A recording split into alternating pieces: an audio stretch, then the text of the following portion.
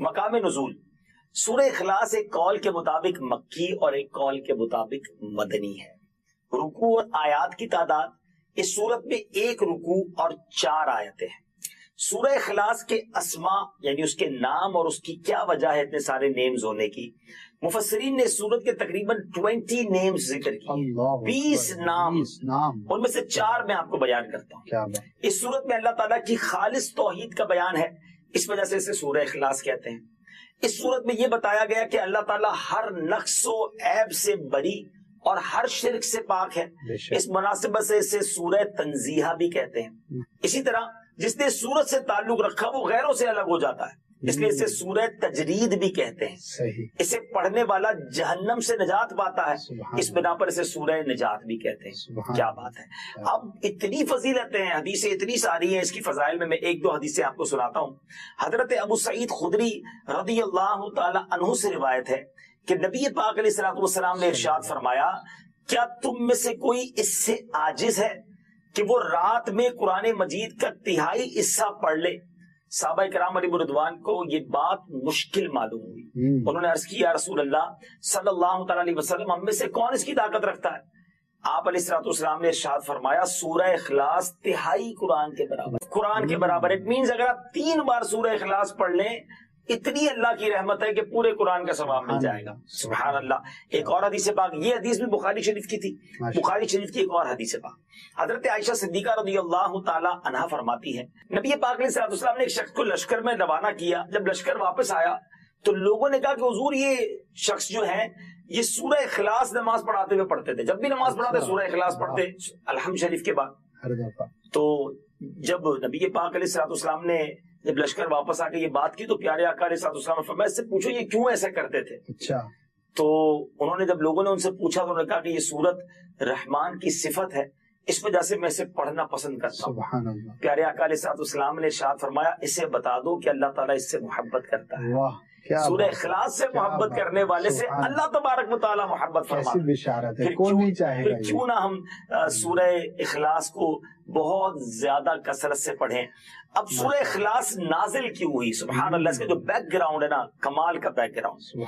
اب نبی پاک علیہ الصلوۃ والسلام نے جب غیر مسلموں کے سامنے, کفار کے سامنے اللہ رب العزت کا نام لیا, پیغام دیا, اللہ وحدہ لا شریک کی طرف بلایا, تو انہوں نے طرح طرح کے سوال کیے. کوئی کہتا کہ اللہ کا نسب کیا ہے, کوئی کہتا تھا کہ وہ سونے کا ہے یا چاندی کا ہے, لوہے کا ہے یا لکڑی کا ہے, کس چیز کا ہے, کیا کھاتا ہے, وہ کیا پیتا ہے, ربوبیت اس نے کس سے ورثے میں پائی ہے, اس کا کون وارث ہوگا. اس کے جواب میں اللہ تعالیٰ نے سورت نازل فرمائی اور اپنی ذات و صفات کا بیان فرما کر معرفت کی راہ واضح فرما دی. یعنی بتا دیا کہ اس کا کوئی شریک نہیں, اس کا کوئی والد نہیں, اس کا کوئی بیٹا نہیں. سبحان اللہ. کیا تفصیل کے ساتھ یہ مختصر سورت ہے مگر کتنی جامع ہے. تو بار بار پڑھیے, اس کے ترجمے پر غور کیجیے, اس کی تفسیر پر غور کیجیے. ایک مرتبہ مولا علی کی پنڈلی میں تیر لگ گیا. آپ بہت زبردست بہادر تھے, لڑائی جنگ میں شرکت کرتے تھے, غزوے میں شرکت کرتے تھے, تو آپ کی پنڈلی سے تیر نکالا نہیں جا سکتا تھا.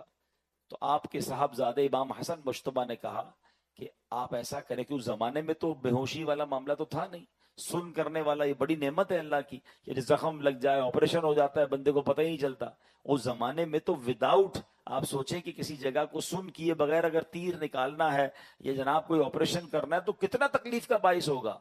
تو آپ کے صاحبزادے نواسہ رسول امام حسن مجتبیٰ رضی اللہ تعالیٰ فرماتے ہیں کہ ایسا کریں کہ جب نماز پڑھ رہے ہو نا مولا علی, تو یہ اللہ کی یاد میں بالکل محو ہو جاتے ہیں, آپ کا جسم نرم ہو جائے گا. اللہ کی یاد میں جب ہوتے نا آپ کا جسم نرم و ملائم ہو جائے گا, اس وقت تیر نکال لیا جائے. اور ایسا ہی ہوا کہ امام صاحب نے, مولا علی نے جب نماز شروع کی نا, تو جو طبیب تھے, ڈاکٹرز تھے, وہ قریب آئے اور نماز کی حالت میں وہ تیر نکالا. وہ تیر جو نکلتا ہی نہیں تھا, مولا علی کو پتہ بھی نہیں چلا. آپ نے پوری نماز ادا کی, ایسی اللہ کی یاد میں گم ہو کر نماز پڑھتے تھے. جب نماز پڑھ کے فارغ ہوئے تو لوگوں نے کہا کہ حضور اب اپنی نماز دہرا لیجئے, آپ کی پنڈلی سے خون نکل رہا ہے. آپ نے حیرانی سے کہا یہ کب ہوا, مجھے تو پتہ ہی نہیں چلا کہ تم نے نماز کے دوران وہ تیر بھی نکال لیا ہے. اللہ والے ایسے نماز پڑھتے تھے, آج ہماری نمازوں کا عالم کیا. ہم نماز پڑھیں تو ہمیں تو یہ پتہ ہی نہیں ہوتا. کبھی ٹیسٹ کیا کریں اپنا. امام صاحب سلام پھیرے نا, شاید آج ہو سکتا ہے میں کہہ رہا ہوں تو اب یاد کر لیں گے, ورنہ جب بھی نماز سے فارغ ہوں اپنے آپ سے ایک سوال کریں کہ آج امام صاحب نے نماز میں پڑھا سورت کون سی پڑھی تھی. تو سلام پھیرتے ہی یاد نہیں ہوتا. بات کی تو بعد کی بات ہے. یہ ہمارا حال ہے, ہمارا دماغ کہیں اور ہوتا ہے. اللہ مولا علی شیر خدا کے صدقے ہمیں توجہ کے ساتھ, خشوع و خضوع کے ساتھ نماز پڑھنے کی توفیق عطا فرمائے. حضرت انس رضی اللہ تعالیٰ فرماتے ہیں کہ نبی پاک علیہ الصلوۃ والسلام نے مجھ سے ارشاد فرمایا, اے بیٹے نماز میں ادھر ادھر دیکھنے سے بچو, کیونکہ نماز میں ادھر ادھر توجہ ہلاکت ہے. ہماری نماز میں توجہ نہیں ہوتی ہے. ایک اور جگہ نبی پاک علیہ الصلوۃ والسلام نے فرمایا کہ بی بی عائشہ کہتی میں نے نبی پاک سے سوال کیا کہ نماز میں جو ادھر ادھر توجہ کرتے ہیں تو اس کے بارے میں کچھ ارشاد فرمائے. آقا نے فرمایا یہ شیطانی لغزش ہے, اس کے ذریعے شیطان بندے کو نماز سے پھسلانا چاہتا ہے. شیطان آتا ہے کہ کسی طرح اس کا دماغ کہیں اور چلا جائے. وہ چٹکلا مشہور ہے نا کہ ایک صاحب جو ہیں وہ 5 وقت کے نمازی تھے اور باجماعت نمازی تھے, اپنی مارکیٹ میں بھی جماعت سے نماز پڑھنے جاتے. ایک دن عشاء کی نماز چلی گئی تو رونے لگے. نمازیوں نے کہا کیا ہو گیا, جماعت چلی گئی, بھائی اپنی پڑھ لو. کہہ رہے یار مسئلہ یہ, دکان بند کر کے عشاء میں آتا تھا, امام صاحب 4 رکعت پڑھاتے تھے, میں سارا حساب کرتا تھا. اب امام صاحب نے جماعت تو چلی گئی میری, اب نماز خود پڑھوں گا تو حساب بھی الگ سے کرنا پڑے گا. یعنی یہ بظاہر تو ایک چٹکلا ہے, لیکن ہمارا حال بھی ایسا ہی ہوتا ہے. شاید بہت سارے پروگرام, بہت سارے ایڈیٹنگ کے ٹولز, بہت ساری جناب وہ چیزیں ہمیں دماغ میں یاد آتی ہیں, یار یہ رہ گیا تھا, وہ رہ گیا تھا, یہ ای میل باقی ہے تو یہ جواب باقی ہے. تو اس کی ایک وجہ ہے. لیکن پہلے میں ایک آپ کو واقعہ سناتا ہوں کہ ہمارے اسلاف نماز کیسے پڑھتے تھے اور ہمارا حال کیا ہے. حضرت ابو الاحوص رحمۃ اللہ تعالی کہ حضرت سیدنا منصور بن معتمر رحمۃ اللہ تعالی کی پڑوسن نے اپنے والد صاحب سے پوچھا کہ حضرت وہ جو سیدنا منصور کی چھت پر ایک لکڑی نظر آتی تھی وہ کدھر ہے؟ روز چھت پہ ایک لکڑی نظر آتی تھی. تو بتایا بیٹا وہ لکڑی نہیں تھی, حضرت منصور روزانہ رات کو کھڑے ہو کر قیام کرتے تھے, وہ اللہ کی بارگاہ میں نماز پڑھتے تھے. اللہ اکبر. یعنی ان کا انتقال ہو گیا تو بچوں نے پوچھا کہ وہ لکڑی نظر نہیں آ رہی آج کل, وہ روز رات کو دیکھتے تھے لکڑی نظر آتی تھی. یعنی اتنا اسٹریٹ, اتنا فوکس, اتنا ادب کے ساتھ نماز پڑھتے کہ لوگ سمجھتے کوئی لکڑی یا کوئی تنا ہے. ہمارا حال کیا ہے؟ نماز پڑھنی ہے اور اس میں توجہ رکھنی ہے اور جو انعام ہے وہ حاصل کرنا ہے نا. اچھا اب آپ کہیں یار توجہ ہوتی نہیں, کوشش کرتے ہیں. اس کے کچھ طریقے ہیں. سب سے پہلا طریقہ میں آپ کو یہ بتاتا ہوں کہ نماز کا معنی سمجھیں, میننگ سمجھیں. جب آپ کو نماز کے معنی آتے ہوں گے نا, الحمدللہ رب العالمین جب کہیں گے تو اس کا معنی کیا ہے, الرحمن الرحیم, تو میں رحمان رحیم کی بات کر رہا ہوں. تو اب جب آپ یہ تلاوت جو بھی کر رہے ہیں, جو بھی آیتیں آپ پڑھتے ہیں, اس کا ترجمہ 2-3 بار پڑھ لیں. تو اب آپ جب نماز پڑھیں گے تو آپ ترجمے کے ساتھ ہوں گے, تو انشاءاللہ بہت چیزیں آپ سائڈ پہ لیفٹ رائٹ نہیں ہوں گے. نمبر 1. نمبر 2, آپ نماز سے پہلے تھوڑا سا اپنا ذہن بنائیں. مثال دیتا ہوں, آپ نے اب کسی بھی بڑے افسر کے پاس اپنا کوئی کام لے کر جانا ہے, فائل لے کر جانی ہے, اپنی ریکویسٹ لے کر جانی ہے. فوکس کیسا ہوگا؟ آپ کیا وہاں جا کر ادھر دیکھیں گے, ادھر دیکھیں گے, کان کھجائیں گے, باتیں کریں گے؟ نہیں, آپ کو پتا ہے مجھے کام نکلوانا ہے, مجھے اچھے انداز سے. اچھا انٹرویو دینے جائیں, جاب کا انٹرویو دینے جاتے ہیں, ویزا کا انٹرویو دینے جاتے ہیں, کتنا فوکس, کتنی تیاری. یعنی دنیا کے کسی افسر بڑے آدمی کے پاس جائیں تو فوکس, تیاری, اٹینشن. اور کائنات کے مالک کی بارگاہ میں جائیں اور خیال کہیں اور ہے. نہ کریں ایسا. قرآن پاک کی وہ آیتیں جس میں رب کریم نے مومنوں سے براہ راست بات کی ہے, مسلمانوں سے براہ راست بات کی ہے, اور فرمایا یا ایھا الذین آمنو, اے ایمان والو. وہ ہم نے انشاءاللہ سیریز کو لے کے چلنا ہے, اور ہم نے اس بیان کا یا اس ٹاپک کا نام رکھا ہے قرآن کی باتیں.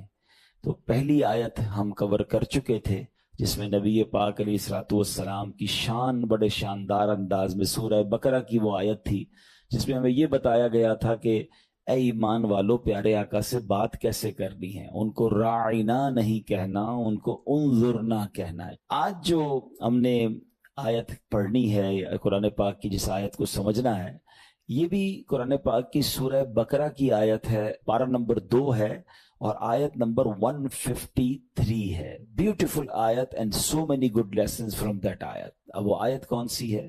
بسم اللہ الرحمن الرحیم.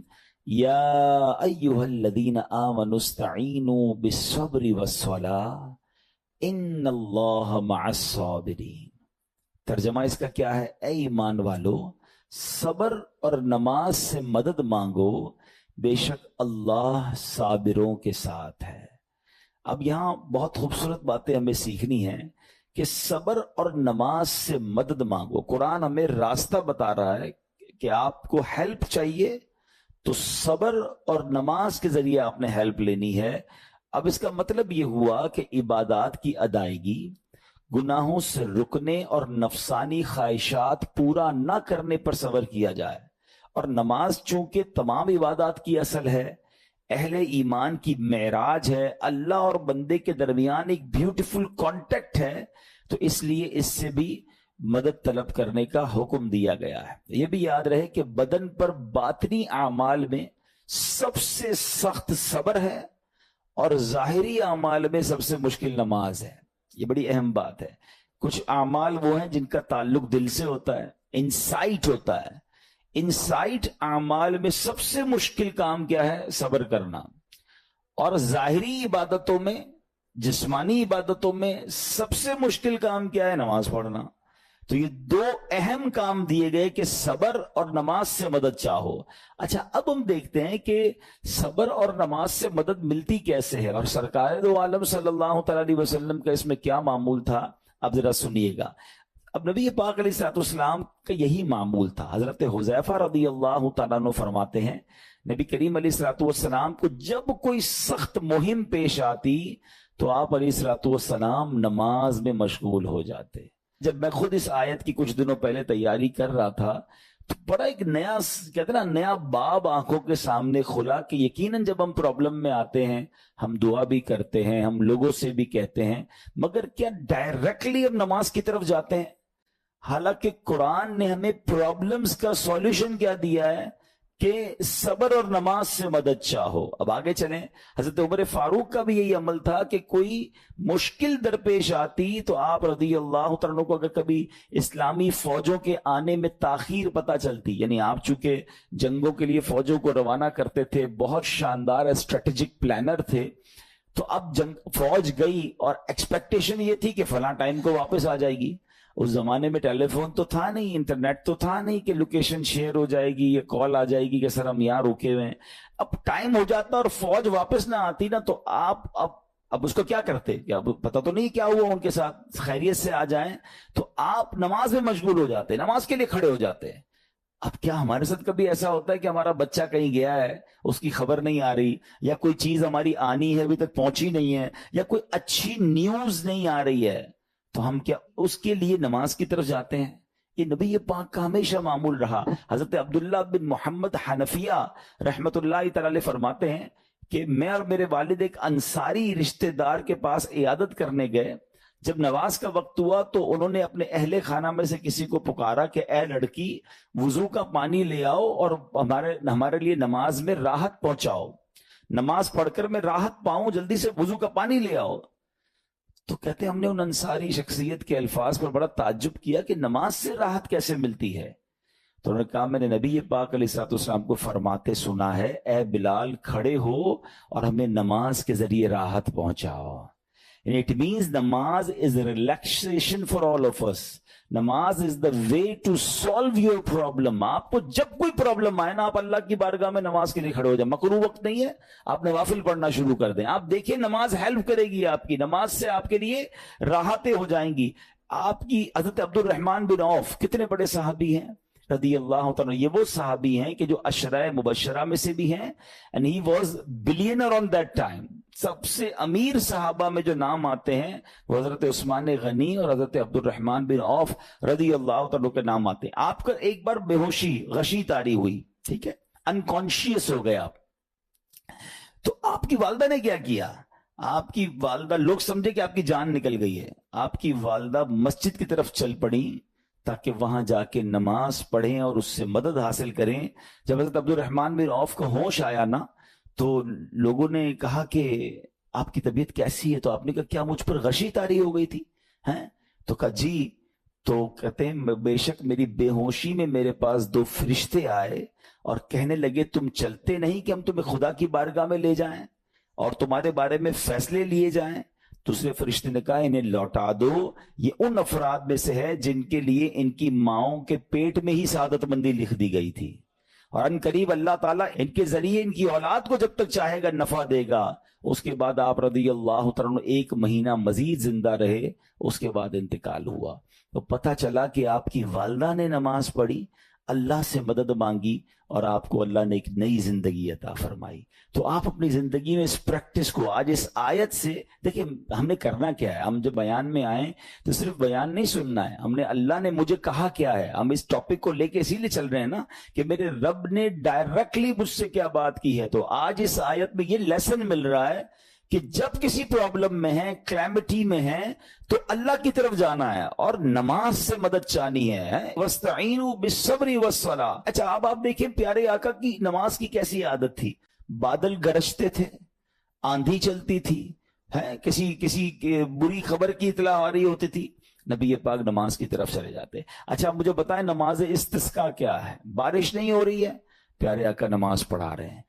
سورج گہن ہو رہا ہے، نبی پاک نماز پڑھا رہے ہیں۔ چاند گہن ہو رہا ہے، پیارے آقا نماز کی طرف۔ یعنی کس قدر اللہ کی طرف رجوع ہے۔ and whenever anything bad happen یا going to bad happen، ہونے والی لگ رہی ہے، کچھ بڑا ہونے والا ہے، ہمیں بھی تو خبریں آ رہی ہوتی ہے نا کہ بھائی کل بہت شدید بارش ہوگی، اللہ نہ کرے کوئی اور بری خبر ایکسپیکٹیشن ہے، آپ کو کاروبار میں کوئی ایسی خبر آنے کا ڈر ہے، یا آپ کی کوئی شپمنٹ جاری ہے، واٹ ایور آپ چاہتے ہیں ہر چیز بہتر ہو جائے۔ قرآن نے فارمولا دیا نا وَاسْتَعِينُوا بِالصَّبْرِ وَالصَّلَاةِ، اللہ نے ڈائریکٹلی مجھے اور آپ کو کہا ہے۔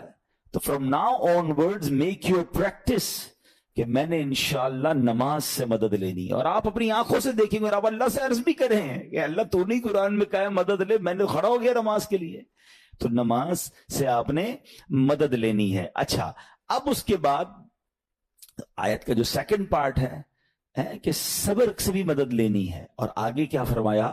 ان اللہ مع الصابرین، اللہ صابروں کے ساتھ ہے۔ سبحان اللہ، اس کا مطلب یہ ہوا کہ اللہ تعالیٰ اپنے علم و قدرت کے ساتھ ویسے تو ہر کسی کے ساتھ ہے، لیکن یہاں صبر کرنے والوں کا خاص ذکر اس لیے ہوا تاکہ انہیں معلوم ہو جائے کہ اللہ تعالیٰ ان کی مشکلات کو دور فرما دے گا۔ مگر کرنا کیا ہے؟ صبر کرنا ہے۔ اچھا اب صبر کے بارے میں 2 باتیں بڑی اہم ہیں کہ صبر نارملی ہم جب بھی صبر کے بارے میں سنتے ہیں تو صبر ہم کہتے ہیں یار تکلیف آئی ہے صبر کرو، یقیناً یہ بھی صبر ہے، مگر صبر کی ایک اور قسم بھی ہے جو اس سے بھی سپیریئر ہے، جو اس سے بھی افضل ہے، اور وہ کیا ہے؟ گناہ کے لیے دل چاہے، حرام کے لیے دل چاہے، نفسانی خواہشات برا کام کروانا چاہ رہی ہیں اور بندہ اس پر صبر کرے۔ یہ صبر جو ہے نا یہ شریعت کو اور محمود ہے اور بڑا افضل ہے کہ انسان کو جی چاہے کہ فلاں گناہ کرنا ہے مگر وہ اس پر صبر کرے۔ اور دوسرا صبر وہی ہے جو ہم جانتے ہیں کہ کوئی مصیبت آ جائے، کوئی آفت آ جائے، کوئی ہمارا اللہ نہ کرے کسی سے لڑائی ہو جائے، ہمیں کوئی برا بلا کہے، ہم اسے معاف کر دیں، صبر کریں، یا جسمانی تکلیف ہے، کاروبار میں پرابلم ہے، ہم اللہ کی رضا پر راضی رہیں۔ تو یہ 2 قسم کے صبر ہیں، اور جب کوئی بندہ صبر کرتا ہے نا تو قرآن و حدیث اور بزرگان دین کے اقوال سے میں اب آپ اس کے 10 فائدے بتانا چاہتا ہوں۔ میں کہتا جاؤں گا، آپ اللہ کے ذکر کی نیت سے سبحان اللہ بھی کہتے رہیں، جنت میں درخت بھی لگاتے رہیں، ٹھیک ہے؟ اللہ تعالیٰ صبر کرنے والوں کے ساتھ ہے۔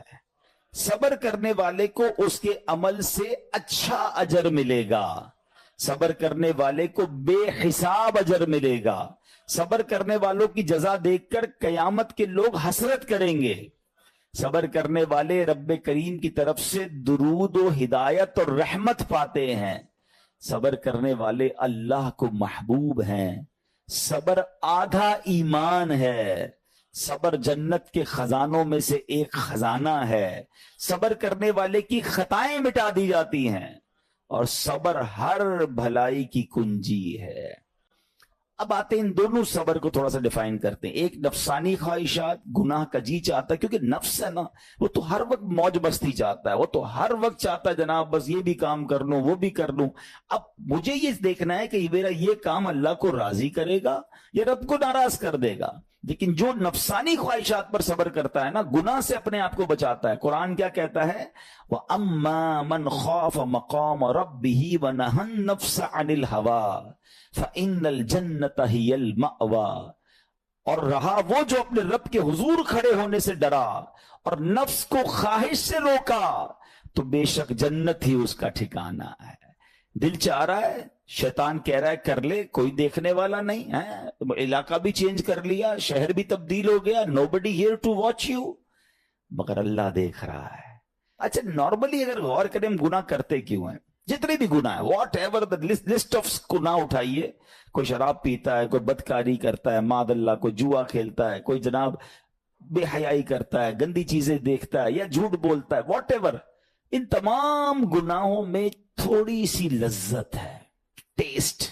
ٹھیک ہے، غیبت میں بھی ٹیسٹ ہے، بلکہ کتابوں میں آیا کہ غیبت میں شراب سے بھی زیادہ مزہ ہے، جبھی تو بندہ چھوڑتا نہیں ہے. اچھا لیکن یہ تمام ٹیسٹ میں ایک بڑی اہم بات اب میں کہنے جا رہا ہوں. یہ بزرگ نے بڑی کمال کی ون لائنر ہمیں دے دیا ہے. وہ کہتے ہیں کبھی بھی لذت کے لیے گناہ مت کرنا، کیونکہ لذت ختم ہو جائے گی، گناہ کا جواب اور پنشمنٹ باقی رہ جائے گی. اب آپ اس فارمولے کو سامنے رکھیں کہ جب بھی ہم گناہ کرتے ہیں فیو منٹس یا فیو آورز کی ایک انجوائمنٹ ہے، آفٹر دیٹ انجوائمنٹ ختم، مگر اس کا جواب باقی ہے، عذاب باقی ہے، اللہ نہ کرے اللہ ناراض ہوا تو پنشمنٹ باقی ہے. تو کیا فرمایا؟ انجوائمنٹ کے لیے گناہ مت کرنا، انجوائمنٹ ختم ہو جائے گی، عذاب باقی رہ جائے گا. اور اگلا سینٹنس کتنا خوبصورت ہے، فرماتے کبھی بھی تکلیف کی وجہ سے نیکی مت چھوڑنا، تکلیف ختم ہو جائے گی، اجر باقی رہ جائے گا. اب مثال دیتا ہوں، اس کی 2-3 ایگزامپل سمجھیے. گناہ کی ایگزامپل تو آپ سمجھ گئے کہ کوئی بھی تھوڑی دیر کا گناہ کرتا ہے، لذت پاتا ہے، وہ گناہ ختم، عذاب باقی. اب نیکی میں کیا ہوتا ہے؟ فجر کے لیے اٹھنا، نیند آ رہی ہے، دل نہیں چاہ رہا، آپ اٹھے، آپ نے وضو کیا، فجر پڑا، وہ اٹھنے کی تکلیف تو ختم ہو گئی نا، واپس سونا تو سو جائیے، مگر فجر کا اجر اور ثواب باقی رہ گیا ہے. رمضان کے روزے ڈیفیکلٹ ہیں لیکن افطار کے بعد تکلیف ختم ہو جاتی ہے، ہم کھاتے پیتے ہیں، موج کرتے ہیں، مگر ثواب باقی رہ جاتا ہے. کبھی کبھی آپ کو کوئی مسجد کے میں بلاتا ہے، یار چلو بھائی بیان ہو رہا ہے، اجتماع ہو رہا ہے، کوئی نیکی کی بات ہو رہی ہے، نہیں یار دل نہیں چاہ رہا، آپ آ گئے، آدھے 1 گھنٹہ بیٹھے پھر چلے گئے، وہ آپ کا جو ٹینشن تھا یا پریشر تھا وہ ختم ہو گیا، مگر ثواب باقی رہ گیا. تو اب اس فارمولے کو یاد رکھیے گا، جب بھی گناہ آپ کی طرف آئے نا، آپ سوچیں کتنی دیر کا فائدہ ہے. 1 گھنٹہ دوستوں کے ساتھ بیٹھوں گا، بری باتیں کروں گا، 2 گھنٹے فلم دیکھوں گا، 2 ڈھائی 3 گھنٹے، بس اس کے بعد جواب تو باقی ہے نا، قیامت تک اللہ کو جواب دینا پڑے گا. نہیں یار مجھے انجوائمنٹ کے لیے گناہ نہیں کرنا ہے. اور جب کوئی نیکی کا کام آئے اور آپ کو لگے یار دل نہیں چاہ رہا، مزہ نہیں آ رہا، بوریت ہوگی، چھوڑنا یار، تو بندہ سوچے کتنی دیر کی نیکی ہے، آدھے گھنٹے کی، 1 گھنٹے کی، بس 2 گھنٹے کی، اور ثواب باقی رہ جائے گا. Let's do it.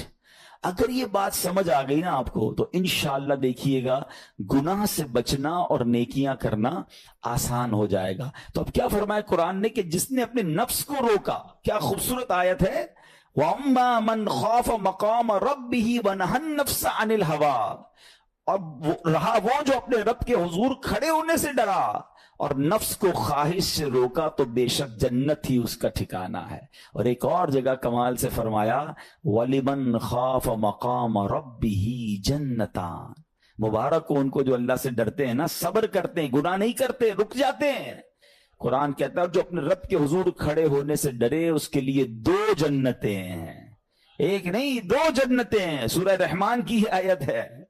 تو پتا چلا کہ نفس کو روکنا یہ آسان بھی نہیں ہے. ہاں دل بہت چاہتا ہے، مگر یہ صبر جو ہے نا، ان اللہ مع الصابرین کا جو معراج ہے، جو ٹاپ آف دا لسٹ صبر ہے، وہ یہ صبر ہے.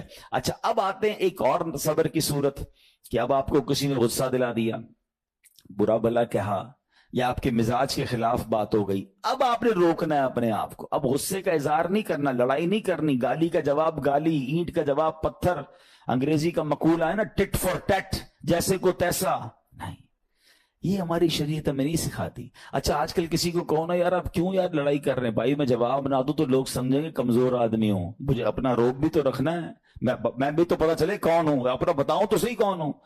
سچی بات پتہ ہے کیا ہے، جو ٹٹ فور ٹیٹ کرتا ہے، گالی کا جواب گالی سے دیتا ہے نا، وہ واقعی بتا دیتا ہے وہ کون ہے. وہ اپنا تعارف کروا رہا ہوتا ہے کہ یہ بھی ایسا ہے، میں بھی ویسا ہی ہوں. او بھائی. اچھا پھر ایک اور عجیب جملہ بڑا مشہور ہے آج کل، جناب ہم شریف کے ساتھ شریف ہیں، ہم بدماش کے ساتھ بدماش ہیں. مجھے آج تک سمجھ نہیں آئی یہ کون سا بٹن لگا ہوا ہے آپ کے اندر کہ شریف کے ساتھ آپ شریف ہو جاتے ہیں، بدماش آتا تو آپ بھی بدماش ہو جاتے ہیں. جناب والا، شریف آدمی شریف کے ساتھ بھی شریف ہوتا ہے، بدماش کے ساتھ بھی شریف ہوتا ہے. جب بھی تو وہ غلط آدمی اچھا ہوگا نا. نبی پاک علیہ الصلوۃ والسلام نے گالیاں سن کر دعائیں دی ہیں، پتھر برسانے والوں کو بھی دعائیں دی ہیں، مگر ہم تو تیار ہی رہتے ہیں یار میں بتاؤں گا اس کو میں کون ہوں. ایک گالی دی ہے میں اس کی 7 پشتوں کو گالیاں دوں گا. تو پھر آپ بھی ویسے ہی ہو گئے نا جناب. حدیث پاک کیا ہے؟ ہو از مور اسٹرانگر، ہو از مور پاورفل. اللہ کے حبیب علیہ الصلوۃ والسلام فرماتے ہیں کہ بہادر وہ نہیں، یہ بخاری شریف کی حدیث ہے، بہادر وہ نہیں جو پہلوان اور دوسرے کو پچھاڑ دے، بلکہ بہادر وہ ہے جو غصے کے وقت اپنے آپ کو قابو میں رکھے. اصل بہادری یہ ہے. تو اگر آپ نے واقعی صبر سے مدد لینی ہے، ان اللہ مع الصابرین کا مجدہ لینا ہے، تو بدلے نہیں لینا ہے، معاف کرنا ہے. ذرا مل کر میرے ساتھ شب قدر کی دعا دہرائیے گا. اللہم انک عفو کریم تحب العفو فاعف عنی. اللہم انک عفو کریم تحب العفو فاعف عنی. اللہم انک عفو کریم تحب العفو فاعف عنی. What is the meaning؟ اس دعا کا معنی کیا ہے؟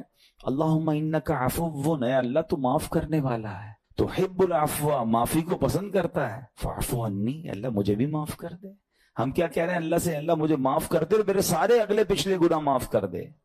مگر دیر از اے کوسچن، آپ نے معاف کر دیا سب کو؟ بندہ کہتا نہیں میں تو انتظار میں بیٹھا ہوں، میں تو موقع کی تلاش میں، بس موقع ملے پھر بتاؤں گا میں کون ہوں. ہاتھ میں آ نہیں رہا بندہ، ٹرائی کر رہا ہوں کسی جگہ آ جائے، بس کوئی اس کے پیسے ویسے آ جائیں، کوئی اس کا معاملہ میرے پاس آ جائے، بس پھر دیکھو کیا کرتا ہوں. بیٹھے اس انتظار میں بیٹھے بہت سارے لوگ. کمال ہے یار. یعنی دشمنیاں پالی ہوئی ہیں، رشتہ داریاں کاٹی ہوئی ہیں، دوستوں کے پاس جا نہیں رہے ہیں، میاں بیوی میں لڑائی ہے، ایک سوری کے لیے بیوی گھر بیٹھی ہے، وہ کہتی شوہر سوری کہتے تو میں آ جاؤں گی، شوہر کہتا بیوی معافی مانگ لے تو میں لے آؤں گا. ارے بھائی کوئی بھی آگے بڑھ کے معافی کر لو بھائی. اللہ سے معافیاں مانگ رہے ہو، بندوں کو معاف کرنے کے لیے کوئی تیار نہیں ہے.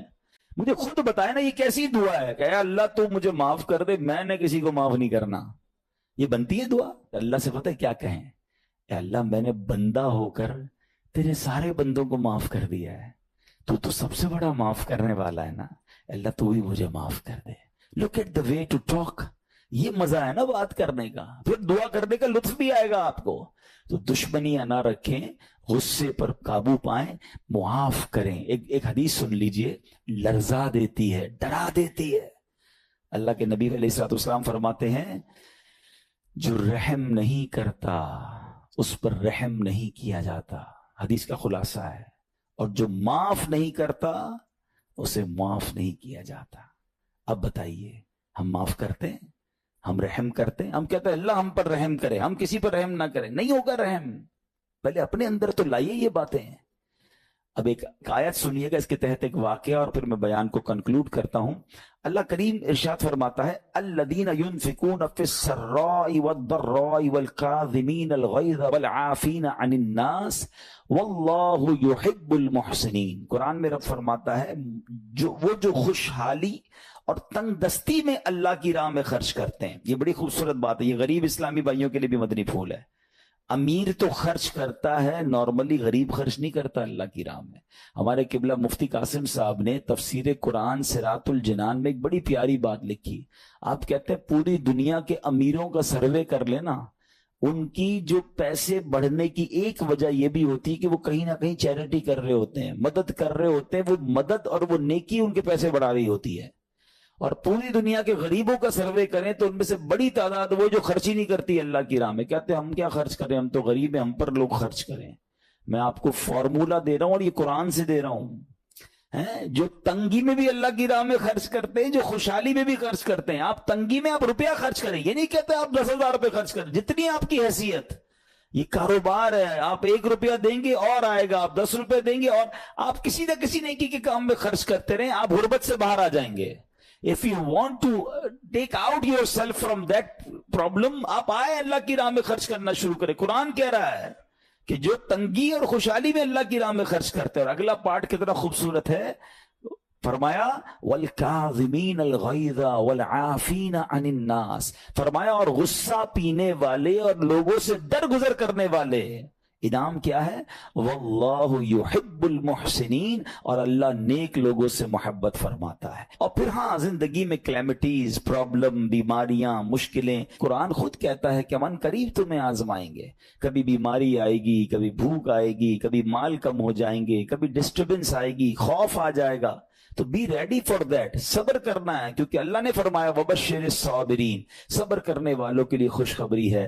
تو اللہ کرے کہ یہ بات ہمیں سمجھ آ جائے اور ہم اس آیت پر عمل کرنے والے بن جائیں تو زندگی بڑی آسان ہو جائے گی. یہاں ایک میں عقیدے کی بات بھی کلیریفائی کر دوں. کچھ لوگوں کو بعض اوقات کنفیوژن ہوتی ہے یا لوگ کنفیوژن کریٹ کرتے ہیں.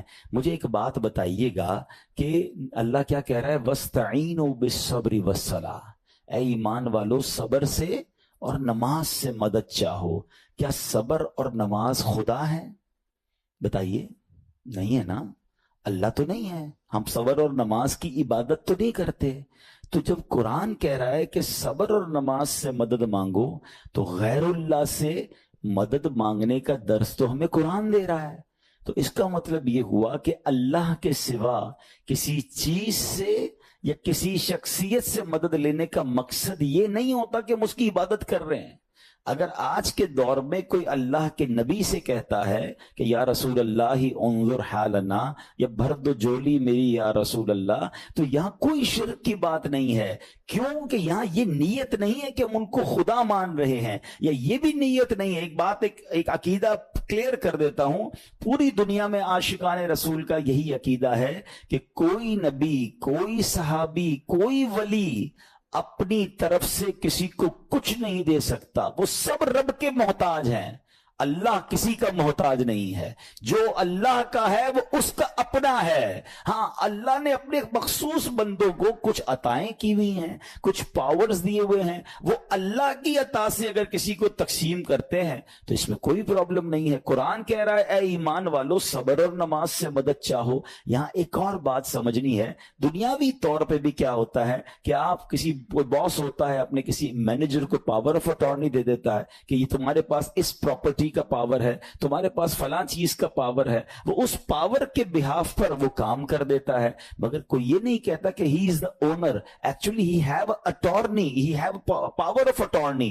بالکل ہمارا بھی عقیدہ یہ ہے کہ اللہ نے اپنے کچھ مخصوص بندوں کو, اپنے پیاروں کو کچھ اختیارات عطا فرمائے ہیں, اور جب وہ ان اختیارات پر عمل کرتے ہیں تو ایکچولی وہ اللہ ہی کی عطا ہے. ہاں, دنیا میں اگر کوئی یہ سمجھتا ہے کہ کوئی شخصیت یا کوئی بزرگ یا کوئی اللہ والے اپنی طرف سے دیتے ہیں, رب کا اس میں کوئی دخل نہیں, تو یہ شرک ہے. یہ بات درست نہیں ہے. ہمارا سب کا عقیدہ یہ ہے کہ جو کچھ دنیا میں اگر کسی ولی, نبی, صحابی کے پاس ہے وہ رب کا دیا ہوا ہے, رب کی عطا ہے.